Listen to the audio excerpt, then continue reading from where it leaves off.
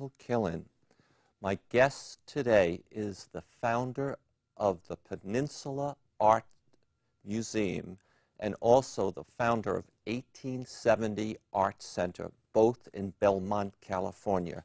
She is Ruth Waters, and I want to ask her a series of questions of how this woman founded these two important cultural events, and then I also want to ask her a series of her art, and I want to ask her about an upcoming event at her museum. How are you today? I'm fine, thank you, Michael. Well, did I get the introduction proper? Just fine. Good. Let's start with the Art Center, the 1870 Art Center. Maybe you could just briefly describe what it is. Sure. It's a complex of artists' working studios, and we share the cost of having a small gallery as well. And it's in an old elementary school. We built walls and cut up the classrooms, most of them. I have a whole classroom because I need a whole classroom. But we have 28 artists there, and they range from fairly traditional painters to some pretty far out things. And since there's such a demand for studio space, we always have to jury for space. So we have top talent, very accomplished people, and we thoroughly enjoy them. It's a community. We share resources. All right. So that center did not exist before you decided to create it. And how did you go about putting this organization, this center together? Well, it wasn't always where it is now. It's up in this old elementary school in Belmont now. It started out when we returned from the East Coast, and I had been one of the original artists in the Torpedo Factory Art Center in Alexandria, Virginia.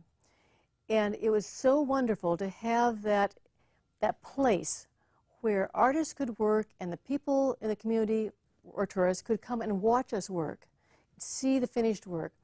That interface was so much better than isolation. It was good for the artist, it was good for the community. Yes. So when we moved back to the peninsula, I looked, and it took me over half a year to find a derelict building that would lend itself to making a complex of studios. Is that the key, to find a building that's available and that maybe no one else wants? Yeah, derelict is the key. Otherwise, we can't afford it. All right. We're great on sweat equity. And the derelict building we found had been the ward building for a psychiatric hospital.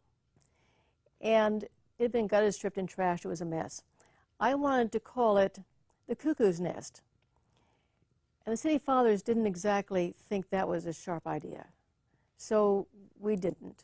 We called it the Twin Pines Art Center, which it was kind of prosaic. But anyway, that started it in 1977. Okay. So people watching this program, they could be in Kansas, Idaho, Utah, Menlo Park, California, Texas.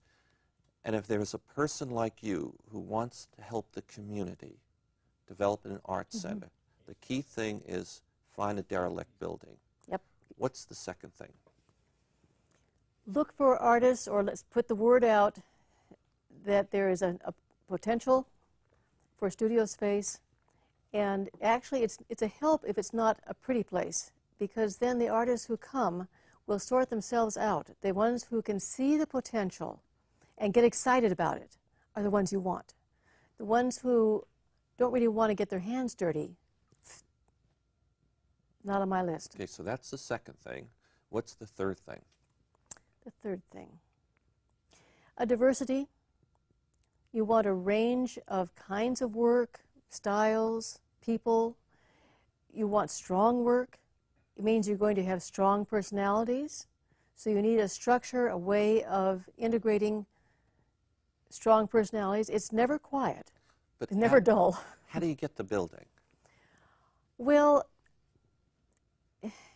ideally, you find the derelict building that is publicly owned so that the enhancement to the community